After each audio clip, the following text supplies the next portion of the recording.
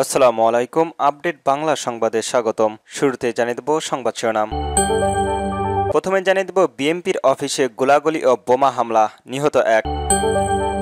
ডাকসুকে দলীয় স্বার্থে ব্যবহারের বন্ধের আহ্বান জানিয়েছেন রাশেদ খান। আরও জানিয়ে দেব চারপাশে সুপ্ত আকাঙ্ক্ষার গুপ্ত স্বৈরাচার ওত পেতে রয়েছে, বলল তারেক রহমান। সর্বশেষ জানিয়ে দেব দলগুলোর মধ্যে দূরত্বের সন্দেহের সংখ্যা, নির্বাচনের পিছু ছাড়ছে না অনিশ্চয়তা। শুনছিলেন সংবাদ শিরোনাম, এবার বিস্তারিত।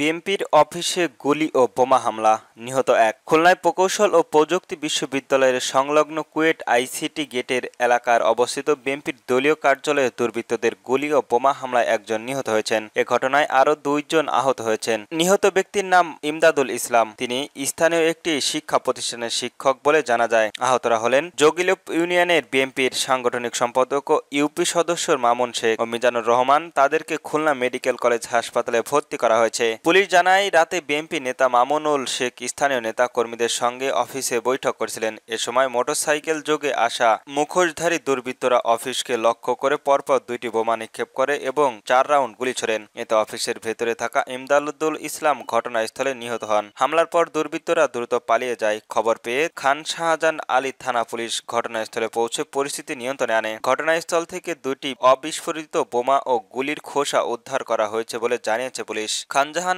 আলী থানা বিএনপির সভাপতি কাজী মিজানুর রহমান বলেন, জগিলোক ইউনিয়নের বিএনপির সাংগঠনিক সম্পাদক মামুন খোরশেদকে টার্গেট করে এই হামলা চালানো হয়। তিনি এখন হাসপাতালে চিকিৎসাধীন। আমরা আইন শৃঙ্খলা বাহিনীর কাছে ঘটনার সুষ্ঠু তদন্ত দাবি করছি। খানজাহান আলী থানার ওসি মোহাম্মদ রাকিবুল ইসলাম বলেন, ঘটনাস্থলে পরিদর্শন করা হয়েছে। হামলার সঙ্গে জড়িতদের শনাক্তের অভিযান চলছে। এ ঘটনায় এলাকা জুড়ে আতঙ্ক ছড়িয়ে পড়ছে। রাজনৈতিক সংহিতার আশঙ্কা, কুয়েটের বোর্ড ও আশপাশের এলাকায় পুলিশের টহল জোরদার করা হচ্ছে।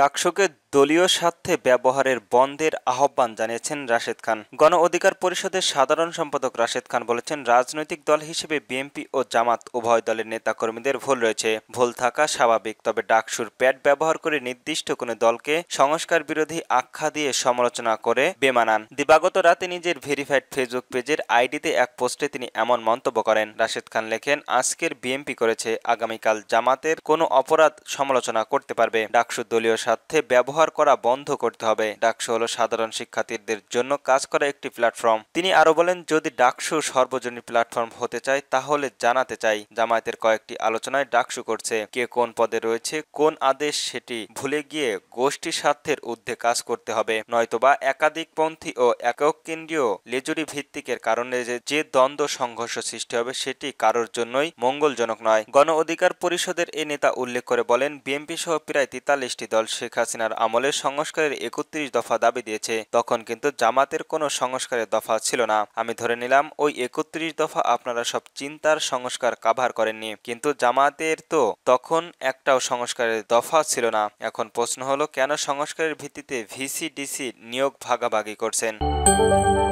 চারপাশে সুপ্ত আকাঙ্ক্ষার গুপ্ত স্বৈরাচার ওত পেতে রয়েছে, বলল তারেক রহমান। বিএনপির ভারপ্রাপ্ত চেয়ারম্যান তারেক রহমান দলীয় নেতাকর্মীদের উদ্দেশ্যে বলেছেন, আপনারা চারপাশে সুপ্ত আকাঙ্ক্ষায় গুপ্ত স্বৈরাচার ওত পেতে রয়েছে। সুতরাং আপনাদের নিজেদের মধ্যে বেসওয়ারি, বিষাদ ও বিরোধ এমন পর্যায়ে নেওয়া ঠিক হবে না, যাতে করে প্রতিপক্ষ আপনাদের মধ্যকার বিরোধের সুযোগ নিতে পারে। এ অবস্থায় দলের চূড়ান্ত হওয়া একক প্রার্থীকে বিজয়ীর সব নেতাকৈক্যকে ঐক্যবদ্ধভাবে কাজ করতে হবে। গতকাল রাতে দলের একটি অনুষ্ঠানে শীঘ্রই দলীয় একক প্রার্থীর নাম ঘোষণা করবে জানিয়েছেন বিএনপির ভারপ্রাপ্ত চেয়ারম্যান। দলীয় নেতা কর্মীদের প্রতি আহ্বান জানান। রাজধানীর গুলশানে হোটেলের লেকশোর প্রসারের বিএনপির দলীয় নেতা কর্মীদের প্রাথমিক সনদ প্রার্থন, নবায়ন ও নতুন সংসদ প্রার্থী গ্রহণের কর্মসূচি হিসেবে বিএনপির ওয়ারিশ হোটেলের অনলাইন পেমেন্টের কার্যক্রম উদ্বোধন উপলক্ষে এই অনুষ্ঠান হয়। লন্ডন থেকে তারেক রহমান ভার্চুয়ালি যুক্ত হয়ে এই পেমেন্টের গেজেটের উদ্বোধন করেন। অনুষ্ঠানে স্বাগতম জানিয়ে বক্তব্য রাখেন দলের কোষাধ্যক্ষ রশিদুজ্জামান মিলাদ, বিএনপির মহাসচিব, সভাপতিত্ব ও নির্বাহী কমিটির সদস্য আসাদুস সত্তার পাটোয়ারি। পরিচালনার আলোচনা সভায় বিএনপির স্থায়ী কমিটির সদস্য গয়েশ্বরচন্দ্র রায়, ডক্টর আব্দুল মঈন খান, নাসির ইসলাম খান, আমির খসরু মোহাম্মদ চৌধুরী এছাড়াও অন্যান্য প্রমুখ বক্তব্য রাখেন। দলগুলোর মধ্যে দূরত্ব সন্দেহের সংখ্যা, নির্বাচনের পিছু ছাড়ছে না অনিশ্চয়তা। আগামী জাতীয় সংসদ নির্বাচন নিয়ে অনিশ্চয়তা যেমন কাটছে না, তেমনি অন্তর্বর্তীকালীন সরকারের পক্ষ থেকে ফেব্রুয়ারির প্রথমার্ধে নির্বাচনের ঘোষণা দেওয়া হচ্ছে। এই লক্ষ্যে শুরু হচ্ছে নানামুখী প্রস্তুতি। নির্বাচন কমিশনার পুরোদমে শুরু করেছে। নির্বাচনে মাঠে নেমে রাজনৈতিক দলগুলোর প্রচারণার পাশাপাশি প্রার্থীর বাছাইয়ের মতো গুরুত্বপূর্ণ কাজে এগিয়ে যাচ্ছে অনেকেই। তবুও ফেব্রুয়ারিতে নির্বাচন হবে কিনা এ নিয়ে সন্দেহের সংখ্যা শুরু হচ্ছে না। ভোটের মাত্র 3.5 মাস আগে থেকে জুলাই সনদ বাস্তবায়ন, গণভোট সহ নানা ইস্যুতে এখনও দ্বিধাবিভক্ত দলগুলো। অন্যদিকে দলের নেতারা সরকারের নিরপেক্ষতা নিয়ে প্রশ্ন তুলছে। এদিকে প্রকাশ্যে একে অন্যের দোষারোপ করছে, পরস্পরের বিরুদ্ধে তুলছে নির্বাচনের বানচালের প্রেক্ষাপটে তৈরি এবং ষড়যন্ত্রের মতো গুরুতর অভিযোগও। বিশ্লেষক ও রাজনীতিরা বলছেন, সরকারের অবশ্যই নিজেদের নিরপেক্ষতা এবং রাজনৈতিক দলগুলোর আস্থা ধরে রাখতে হবে, অন্যথায় নির্বাচন অনিশ্চয়তার সংখ্যা রয়েছে। জুলাই গণ অভ্যুত্থানের পর শুরু হচ্ছে এ বছরের ডিসেম্বরের মধ্যে নির্বাচনের দাবি জানিয়েছে বিএনপি সরকারের পক্ষ থেকে। তখন 2025 সালের ডিসেম্বর থেকে 26 সালের জুনের মধ্যে নির্বাচনের কথা বলা হয়। তবে গত জুনের প্রধান উপদেষ্টা অধ্যাপক ডক্টর মোহাম্মদ ইউনূস যুক্তরাষ্ট্রের সফরে গিয়ে বিএনপির ভারপ্রাপ্ত চেয়ারম্যান তারেক রহমানের সঙ্গে বৈঠক করেন। বৈঠক শেষে যুক্তরাজ্যের সরকার ও বিএনপির ফেব্রুয়ারিতে নির্বাচনের প্রশ্ন যৌথ ঘোষণা দেয়। এ সময় জুলাই গণহত্যার বিচার শেষে করা সহ বেশ কিছু সত্য উঠে এসেছিল। এরপর থেকে বিএনপি নেতাদের মধ্যে এমন ধারণা তৈরি হয়েছিল যে নির্বাচন নিয়ে অনিশ্চয়তা কেটে গিয়েছে। ফেব্রুয়ারিতে নির্বাচন হচ্ছে এ নিয়ে আশ্বস্ত দিয়েছিলেন দলগুলো, কিন্তু বর্তমানে বেশ কিছু ইস্যুতে নেতাদের বক্তব্যে নির্বাচন নিয়ে অনিশ্চয়তার বার্তা দিচ্ছে। এছাড়াও পর্দার অন্তরালে নির্বাচন বানচালের কোনো ষড়যন্ত্র হচ্ছে কিনা তা নিয়ে গুঞ্জন রয়েছে। জানতে চাইলে ঢাকা বিশ্ববিদ্যালয়ের রাষ্ট্রবিজ্ঞান ও বিভাগ অধ্যাপক ডক্টর সাব্বির রহমানের যুগান্তরকে বলেন, অবাধ, সুষ্ঠু ও গ্রহণযোগ্য নির্বাচন আয়োজনে রাজনৈতিক দলগুলোর